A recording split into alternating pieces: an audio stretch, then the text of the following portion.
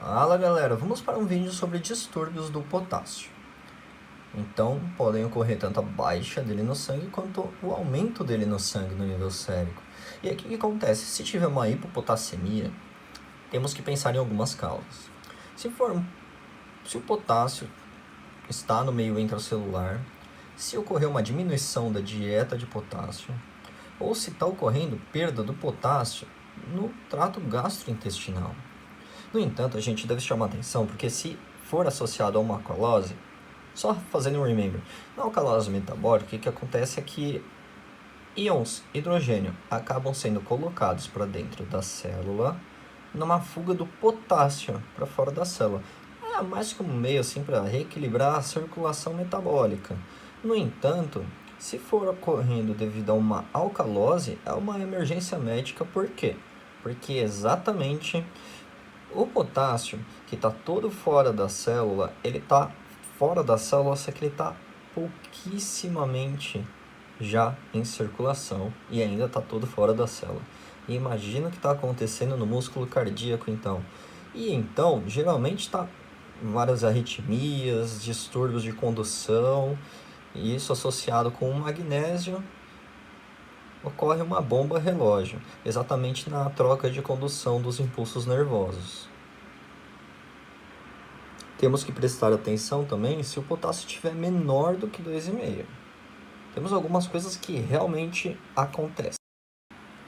Algumas coisas ocorrem quando o potássio está dessa forma, então, tendo os três principais. Rabdomiólise, em que o corpo, numa tentativa de priorizar eletrólitos para funções mais primordiais, como excitar as células do músculo cardíaco ou entre outras renais, o corpo vai entender que, degradando fibra do músculo estriado esquelético, vou liberar mais eletrólitos em circulação. E é o que vai acontecer exatamente. Potássio está em grande proporção no músculo estriado esquelético. Vai ocorrer uma rabdomiólise, ou seja, uma degradação muscular maciça para liberar potássio para a circulação. Reflexos anormais também podem ocorrer, como espasmos musculares ou também os reflexos tendíneos exaltados. Sinal de Tivol-Steck também pode estar ocorrendo. Só fazer um adendo, o sinal de Trousseau é quando você pressiona a artéria braquial e interrompe a circulação, começam a ocorrer espasmos musculares na região na região carpal, né? Entre outros, desde o antebraço até o braço. Ou o sinal de Tivol-Steck, que é quando você percute o nervo facial na altura da região do nervo zigomático. Na altura da região zigomática, desculpa. Quando você percute o nervo facial na altura da região zigomática. E isso ocorre, espasmos musculares na face. O sinal de Tivol-Steck, após esse adendo, o sinal de Tivol-Steck, ele está muito relacionado ao potássio diminuído. Esses dois sinais antes ditos, o Trousseau e o Tivol-Steck, eles estão relacionados com a baixa de cálcio, sendo o Tivol-Steck muito mais sensível. O que acontece? Que o Tivol-Steck também está relacionado com a baixa de potássio. Apenas ele. Numa hipopotassemia, então, a gente deve analisar a urina e verificar o eletrólito potássio na urina. Se ele estiver abaixo do que 20, realmente é um corte. A nossa causa pode ser extra-renal. Pode ser por uma diminuição da dieta de potássio, ou porque o potássio está intracelular, ou porque está ocorrendo perda pelo trato gastrointestinal. Se o potássio a perda de potássio na urina for maior do que 40 mEq por litro, a causa é renal. Exatamente por quê?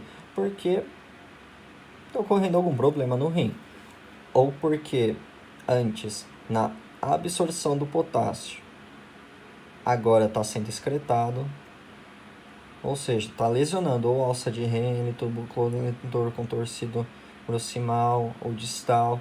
Tem que procurar a causa. E aqui é muito assim meio que seletivo o potássio na urina. Se menor que 20, causa extra-renal. Se maior que 40, causa renal. Outra coisa muito comentada na hipopotassemia, na diminuição do potássio, é o ECG que se altera, ou com ondas T ampliadas, ou com ondas U. Após o complexo QRS gera uma onda U, logo após a onda T, e ela realmente é proeminente, maior do que um quadradinho. Ou extrasístoles ventriculares prematuras antes do que deveriam ocorrer, do QRS, ou depressão do segmento ST, simulando aí um infra, né, de ST, a hipopotassemia. Pois então chegamos à hiperpotassemia. Hiperpotassemia é o quê? Acima de 5 mEq por litro. Temos que pesquisar causas, sendo a maior causa os IECAs, como também os inibidores da angiotensina 2. O que acontece? Quando você acaba utilizando um IECA, você acaba inibindo a conversão da enzima conversora de angiotensina 1 em 2. Isto faz por si só duas coisas, tanto inibição da produção da angiotensina 2, como também diminuição da produção de aldosterona. O que isso vai acontecer? Vai começar no que iria poupar sódio e água, vai começar a excretar sódio e água, utilizando IECA. O paciente vai realmente aumentar a sua diurese. E aí, excretando sódio e água, algum íon tem que subir. O íon que troca com o sódio vai ser o potássio. Então, no que está utilizando IECA ou um inibidor da angiotensina 2, vai acabar aumentando o potássio em circulação, exatamente por causa da troca com o sódio. Estas são as maiores causas. Temos também o uso de beta-bloqueadores, como o propanolol, muito utilizado, e que vai exatamente ocorrer a inibição, principalmente assim, né, da bomba sódio-potássio, por não estimulação por um centro beta-adrenérgico. E o que vai acontecer? Ao inibir a bomba sódio-potássio, não vai colocar potássio para dentro da célula. O potássio vai estar fora da circulação e o sódio vai estar dentro da célula. No que vai ocorrer tanto uma hiponatremia quanto uma hiperpotassemia. Exatamente. Como também o uso o não uso da insulina em pacientes diabéticos. Vai ocorrer também uma fuga do potássio para o meio extracelular.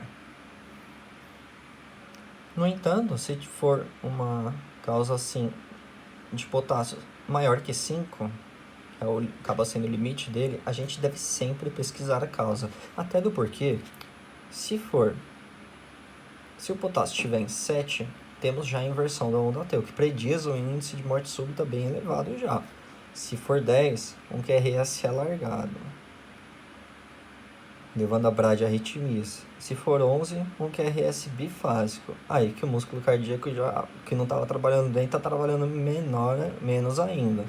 O que acontece é que 50% das hiperpotassemias apresentam um ECG normal, sem isso. Então, o ECG pode não predizer uma hiperpotassemia. No entanto, se der algum desses sinais no ECG, tanto a inversão da onda T quanto o QRS alargado ou ele bifásico, deve nos chamar a atenção para alguma causa ou distúrbio eletrolítico, caso o paciente não já tenha uma causa de base.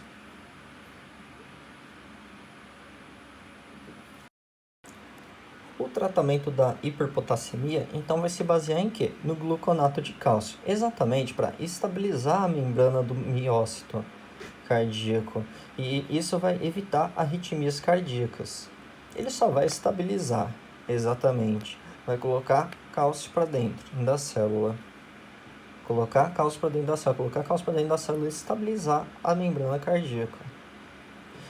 Depois de fazer isso, proteger o músculo cardíaco com gluconato de cálcio, a gente vai para proteção corporal. E tem duas formas de diminuir o potássio elevado no corpo. Ou você esconde ele ou tira ele do corpo. Se a gente vai esconder ele, a gente pode fazer de duas formas. Ou com insulinoterapia. Lembre-se, né? Cetoacidose diabética, a gente não pode dar insulina torta à direita porque a gente tem que tomar cuidado com o potássio. Aqui ocorre o contrário, a gente dá a insulina exatamente para tirar o potássio de dentro da circulação e colocar ele para dentro da célula. Porque essa é uma das funções exatamente da insulina, colocar potássio para dentro da célula e sódio para fora. Como também pode ser escondido através do beta-agonista.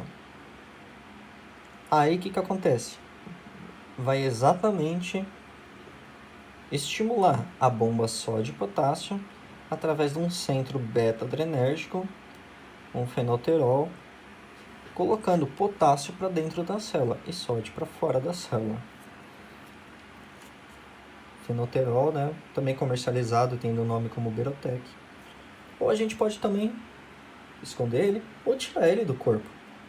Também podemos fazer isso de duas formas, ou com diálise, trocando realmente, fazendo um washout do sangue do paciente, a fim de eliminar o potássio ou diluí-lo cada vez mais em circulação, como também utilizarmos o poliestireno sulfonato de cálcio. Ele é uma resina de troca do potássio, na verdade. Vai deixar cálcio para dentro da circulação e tirar o potássio pelo meio do trato gastrointestinal.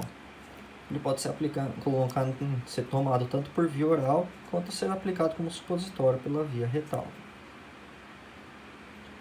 A gente tem que se atentar a essas causas, tanto de hiperpotassemia, sendo a principal IECA, ou inibidor da angiotensina 2, sempre se atentar a medicamentos, né?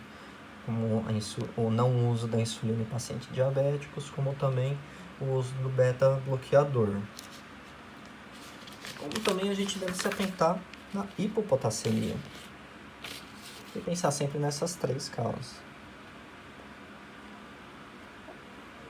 Lembrando que hipo ou hiper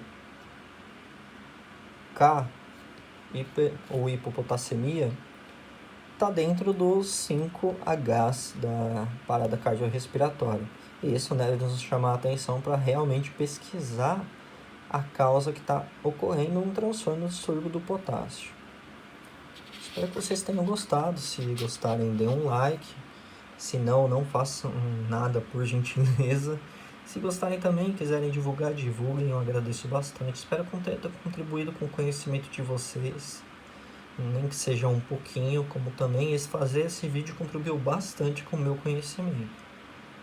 Espero ajudar vocês, assim como produzir e ajudar os outros me ajuda. Muito obrigado a tudo e tenham um ótimo vídeo, um ótimo estudo. Um abraço.